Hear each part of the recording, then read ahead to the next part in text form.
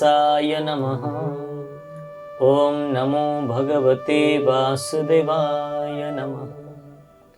ओम जगन्नाथ बलभद्र सुभद्रा चक्ररूपिणे दारु ब्रह्म स्वरूपाय चतुर्धामूर्तये नमः।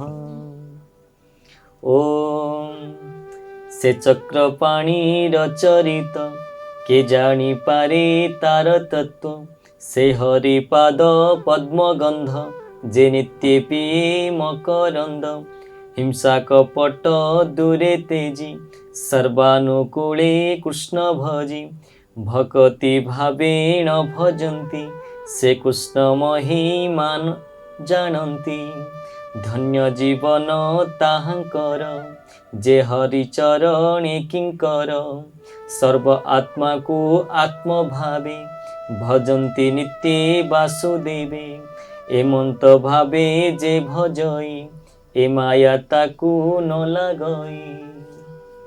से चक्रधरंकर माया बुझिब किए से बहुत प्रकार जेमिति गोटे कुंभार घरे चक घुरु थाए ता उपरे जेकोसी माठिया मध्य तैयारी होई थाए तारी उपरे मध्य हांडी मध्य तैयारी होई थाए जेपरि चक्र घुरु थाए एई होचंती चक्रधरंकर माया सेई भली मध्य घुन्नयमान होई थाए केते बेले से काहाकू रक्षा करंती त केते बेले काहाकू से कण करंती ना उद्धार मध्य करंती ताहार जेमिति प्रकार हेउना कहिंकी परमात्मा अनंत केहि ताहार थळकुळ पांति नाही समग्र जगतर निर्माता हेउच्चे होई मध्य से सर्वदा जगतर अतीत से नित्य निरंतर निष्कपट भावरे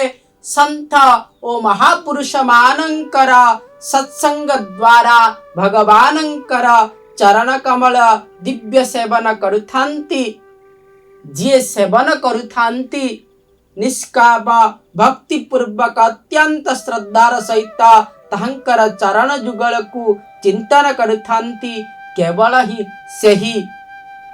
केवल ही तांकर स्वरूप तथा लीला रहस्य जानी पारंती जे सत्संग करुथाए से ही जानी पारे महाप्रभु चक्रधरंकर किपरि माया कहीं ना बिनु सत्संग विवेक न होई राम कृपा बिनु सुलभ न सोई जे सत्संग करुथाए तार कौन हुई थाए ना महाप्रभुंकर गुणानुकीर्तन करिबारे श्रद्धा औ महाप्रभुंकर सेई महाप्रभुंक विषय रे जानिबार श्रद्धा जे जानी थाए सेई परमात्मा को औ चक्रधरं को भल भाव चिन्हि थाए से किपरि माया करंती।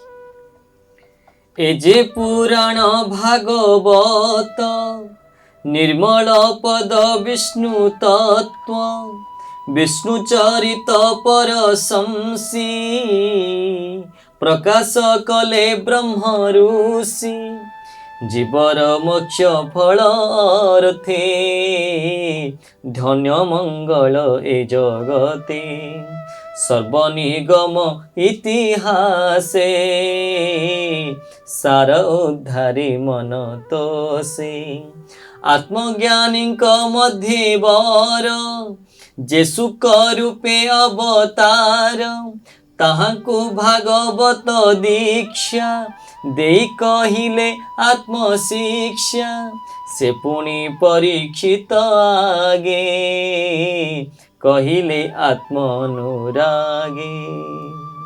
हे सनकादि ऋषि गण आपण माने बड़ सौभाग्य ओ धन्य सेथिपाई एही जीवर तथा नाना विधान भाग विघ्न भाग भरा ही संसार रे सकल लोक स्वामी भगवान श्री कृष्ण का पति सर्वात्मा भाव रखिचंती जो माने उक्त जन्म मरण रूपी भयंकर संसार चक्र रे आउ पड़ंती ना कहीं ना ये संसार चक्र रे समस्त प्रकार संसार चक्र को समस्ते वशीभूत।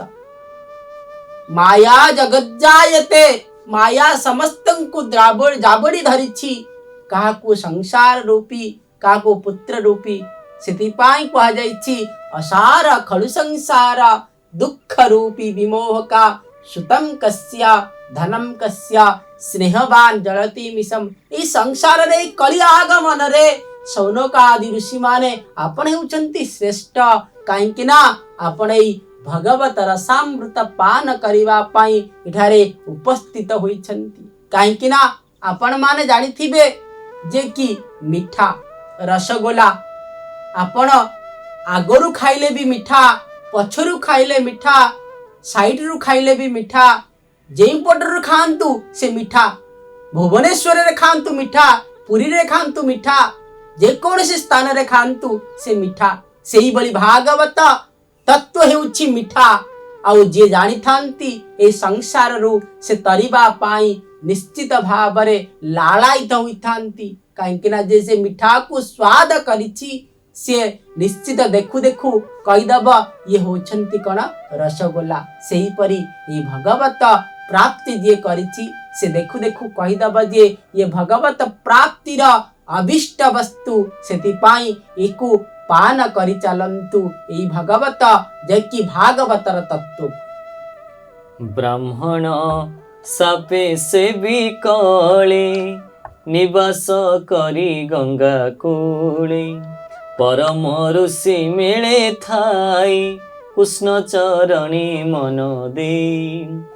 ए भागवत शास्त्र शुणी, तरिला भव तरंगिणी, श्रीकृष्ण गले निज धाम, संगते घेनी ज्ञान धर्म।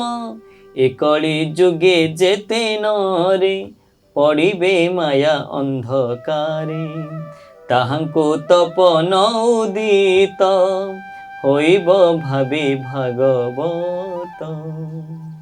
एही जो शुक परीक्षितंक संवाद जो घटिथिला एक ब्रह्म शाप द्वारा, ताकू खाली परीक्षित मुक्ति हवा सहित ई सारा ब्रह्मांडर समस्तंकु मुक्ति करिबा पाई ये भागवतर ग्रंथ सृष्टि होइछि। आउ जे श्रवण करंती श्रवण पुटरे से लोकमानंक उद्धार निमंते से निज आत्मज्ञान स्वरूप पुत्र उक्त प्रशंसनीय तथा कल्याणकारी महान पुराणटी पढ़ुतिले। एथिरे समस्त वेद और इतिहास सार संगृहीत होइअछि। सेथिपाई एकु बारंबार बारंबार पान करिबा उचित, जे पर्यंत आपणकर मृत्यु न होइछि।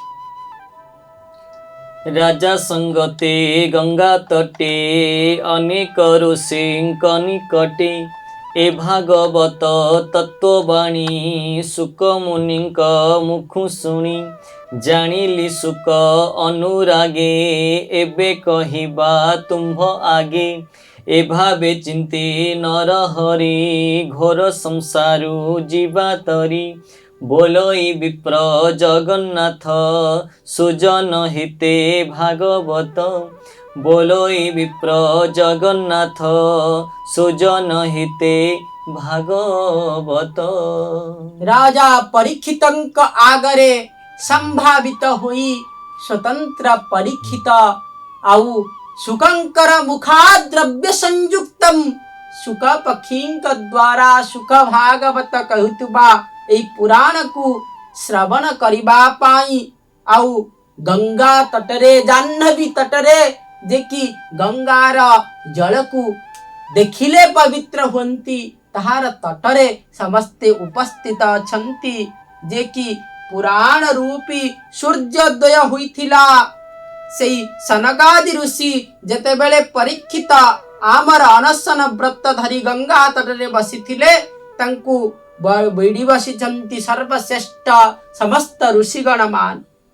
महातेजस्वी शुकदेव एही पुराण कथा बखाणुछंती। सेही समय रे मु मध्य सेठारे शौनक ऋषि स्वतंत्र भाव रे सेठारे उपस्थित थिले। सेठारे ତାଙ୍କରି ଅନୁଗ୍ରହ ମୁଁ ଏହିପରି ପୁରାଣ ଅଧ୍ୟୟନ କଲି। ମୁଁ ଏହା ଅଧ୍ୟୟନ କରି ମୋର ବଡ଼ ବୁଦ୍ଧି ଓ ମତି ଅନୁସାରେ ସେଥିରୁ ଯାହା କିଛି ସଂଗ୍ରହ କରିଛି ତାହା ସମସ୍ତଙ୍କୁ ଶୁଣେଇବା ପାଇଁ ଶୌନକ ସମ୍ବାଦ କରିଛନ୍ତି। ଆଉ ତାହା ଜଗନ୍ନାଥ ଦାସ ସ୍ୱତନ୍ତ୍ର ଭାବରେ କଣ କରିଛନ୍ତି ନା ପଦାବଳୀ ଅନୁସାରେ ସେ ବ୍ୟାଖ୍ୟାନ କରିଛନ୍ତି। ସମ୍ପୂର୍ଣ୍ଣ ଭାବରେ ନବ ଅକ୍ଷରୀ ଛନ୍ଦରେ ମହାପ୍ରଭୁଙ୍କ ଆଗରେ ସମର୍ପିତ ହୋଇ ଶ୍ରୀ ବଟ କୃଷ୍ଣଙ୍କ ବୋଳରେ ଯେକି ବଟ ଜଗନ୍ନାଥଙ୍କ ଆଗରେ ଆଉ ବଟ ଗଣେଶଙ୍କୁ ସାକ୍ଷୀ ରଖି ଆଉ ଜଗନ୍ନାଥଙ୍କୁ ସମର୍ପିତ କରିବା ପାଇଁ ଏହି ଭାଗବତକୁ ରଚନା କରିଛନ୍ତି। ओम इति श्रीमद्भागवते महापुराणे पारमहंस्यां संहितायां प्रथमस्कन्धे नैमिष उपाख्याने भगवद अवतार वर्णनं नाम तृतीयोऽध्यायः। ओम नारायण नमस्कृत्य नरं चैव नरोत्तमं देवीं सरस्वतीं व्यासं ततो जयमुदीरये। अथ चतुर्थ अध्याय वेदपुराण रचि व्यास चित्ते न हिले परितोष। चतुर्थ अध्याय चरित जहु प्रकाश भागवत। व्यासवाच एमन्ते भागवत वाणी सुत मुनिक मुखु शुणी। मुनिक मध्ये कुलवृद्ध शौनक नामे धर्म शुद्ध। सर्वमुनिक अवधाने पुच्छन्ति मधुर वचने। व्यासदेव बहुत प्रकार अष्टादश पुराण को महाप्रभु व्यासदेव स्वयं कलावतार रे धारण करिथिबा व्यासदेव रचना करी मध्य मनरे संताप आसिला नाही। से दीर्घकालीन अधिवेशन रे सम्मित होई मुनिमानंक मध्य रे शौनक थिले विद्या ओ वयस रे बुद्ध कुलपति तथा ऋग्वेदी से सुतंक कथा सुनी तंकु बहु प्रशंसा मध्य कले।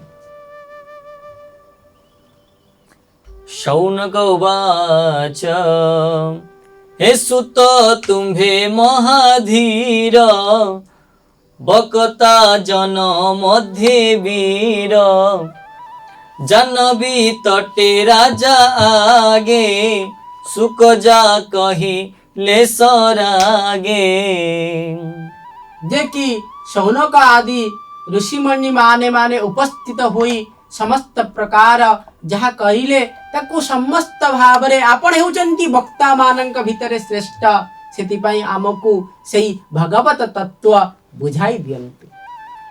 ओम सहना भवतु सहनौ भुनक्तु सह वीर्यं करवावहे तेजस्विनावधितमस्तु मा विद्विषावहे। ओम शांति शांति शांति। जय जगन्नाथ। आपण माने शुणुथिले स्वाधिकार भागवत टुंगी।